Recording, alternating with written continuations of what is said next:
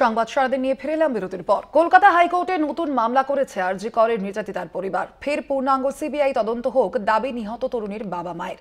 এই মর্মে কলকাতা হাইকোর্টে দায়ের করা হয়েছে একটি মামলা। পরিবারের দায়ের করা আবেদনের শুনানি হবে কলকাতা হাইকোর্টে, এমনই নির্দেশ শীর্ষ আদালতের। হাইকোর্টে ওই আরজি শুনতে কোনো বাধা নেই বলে জানান সুপ্রিম কোর্টের প্রধান বিচারপতি সঞ্জীব খান্না।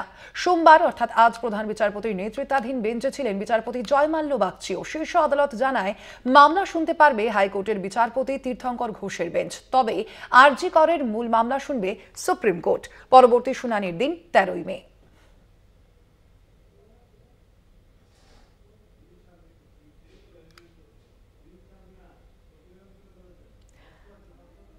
আর এই বিষয়ে বিশেষ প্রতিবেদন তুলে ধরেছেন আমাদের প্রতিনিধি পীযূষ কান্তি নাগ।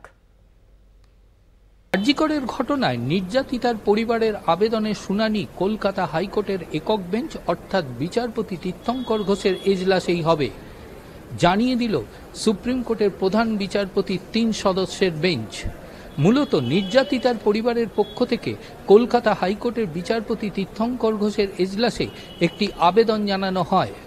আবেদনের মূল বিষয়বস্তু হচ্ছে আরজি করের ঘটনায় সিবিআই যে তদন্ত করছে সেই তদন্তে যথেষ্ট গাফিলতি আছে।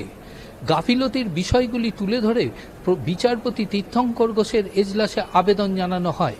সেই মামলার শুনানি চলাকালীন সিবিআই এর আইনজীবী ও রাজ্যের পক্ষ থেকে দাবি করা হয় আরজি করের ঘটনা প্রধান বিচারপতি এজলাসে এখনো বিচারাধীন রয়েছে।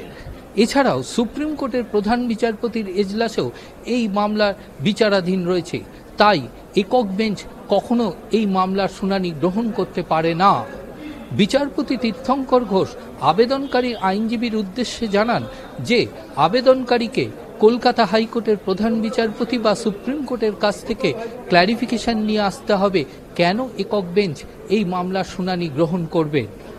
এরপরেই সুপ্রিম কোর্টে আবেদন জানায় প্রধান বিচারপতির ডিভিশন বেঞ্চে আবেদনকারী অর্থাৎ নির্যাতিতা পরিবারের আইনজীবী।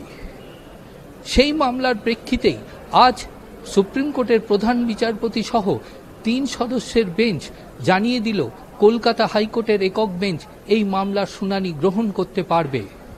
এছাড়াও সুপ্রিম কোর্টে যে বিচারাধীন আরজি করের মূল মামলাটি, সেই মামলাটি আজ শুনানির জন্য মুলতবি হয়ে যায়।